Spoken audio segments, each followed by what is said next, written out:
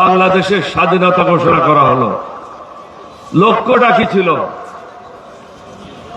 এটা ন্যায় ভিত্তিক সমাজ হবে, অর্থনৈতিক মুক্তি হবে, বাংলাদেশের মানুষ সুখে শান্তিতে বসবাস করবে। দীর্ঘ 25 বছর কি দেখেছি? ভারতের দালালেরা, মোদির দাসেরা দেশ পরিচালনা করেছে।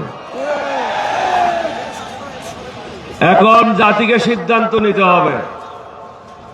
আমি ওই দিনও বলেছি, বিএনপিকেও আপনারা ক্ষমতা দেখেছেন, আওয়ামী লীগকেও ক্ষমতায় দেখেছেন, জামাতের দুজনকে ক্ষমতায় দেখেছেন।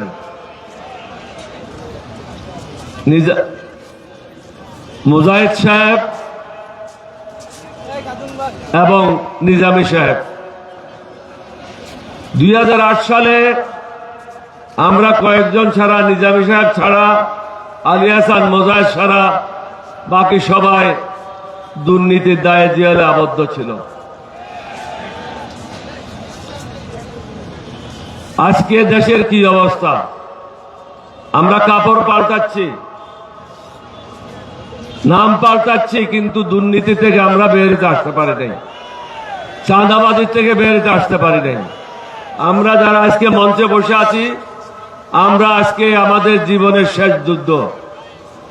এই যুদ্ধ হবে 1971 সালে যে স্বপ্ন ছিল, সেই স্বপ্ন বাস্তবায়ন করা। ভারতের দাসত্ব মুক্ত বাংলাদেশ, চাঁদাবাজ মুক্ত বাংলাদেশ, দুর্নীতি মুক্ত বাংলাদেশ, যেখানে গরিব ধনীর মধ্যে বিচারের কোনো পার্থক্য থাকবে না। এখন একটা বড় লোক থানায় গেলে তাকে আদরের সম্বর্ধনা জানিয়ে ভিতরে নেওয়া হয়, গরিবকে বাইরে রাখা হয়, কারণ সমাজে ইনসাফ নাই। আমরা যারা এখানে আছি, আমরা ওয়াদাবদ্ধ, নতুন বাংলাদেশ আমরা আপনাদেরকে উপহার দিতে চাই। সমগ্র জাতিকে চিন্তা করতে হবে। আজকে যারা আমাদের বিরুদ্ধে আছে, তারা দিল্লি সেবা দাস হিসাবে নিজকে পরিচিত করেছে। সেবা দাসদেরকে আমরা বাংলাদেশের দায়িত্ব দিতে পারি না। সেবা দাসদের হাতে আমরা বাংলাদেশকে হস্তান্তর করতে পারি না। তাদের হাত থেকে দেশকে যে কোনো উপায়ে মুক্ত করতে হবে। মুক্ত করার একমাত্র উপায় হলো, আপনারা শুনেছেন বিএনপির মহাসচিব বলেছিল, এই অগাস্টের মুভমেন্ট যেটা হয়েছে, এটাতে আমাদের কোনো অংশগ্রহণ ছিল না। এটা তারই কথা, আমার কথা না। তাহলে বিএনপি এখন যে অবস্থায় আছে, এটা তারা চায় নাই, তারা হাসিনাকে চেয়েছিল।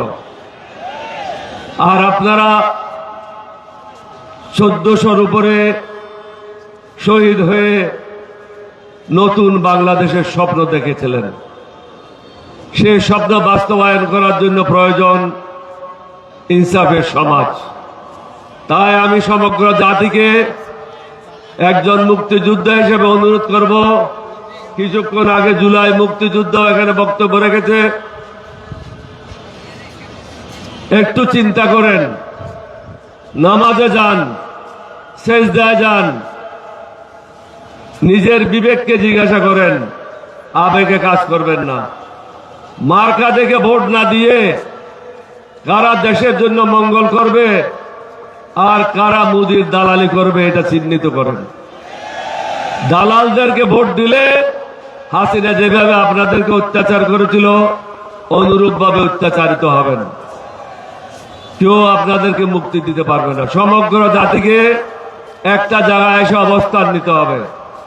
আজকে যে 11 দলীয় ঐক্য জোট গঠিত হয়েছে, 11 দলীয় ঐক্য জোটের প্রার্থীরা যে যেখানে আছে, তাদেরকে ভোট দিতে হবে। আমি ডক্টর আব্দুল মান্নান সাহেবকে বলবো আসেন, নাসির উদ্দিন পাটোয়ারিকে বলবো আসেন। দুইজন দুই পাশে, মুক্তিযোদ্ধা মধ্যখানে। জাতি দেখেন, এই জাতির সাথে যারা বেঈমানি করবে, আল্লাহ তাদেরকে ক্ষমা করবে না। নিজের মঙ্গল নিজে করেন।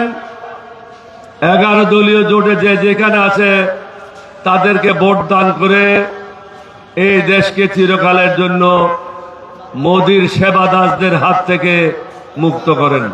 আপনাদের সবাইকে ধন্যবাদ। বাংলাদেশ জিন্দাবাদ। 11 দলীয় জোট জিন্দাবাদ। আসসালামু আলাইকুম ওয়া রাহমাতুল্লাহি ওয়া বারাকাতুহু।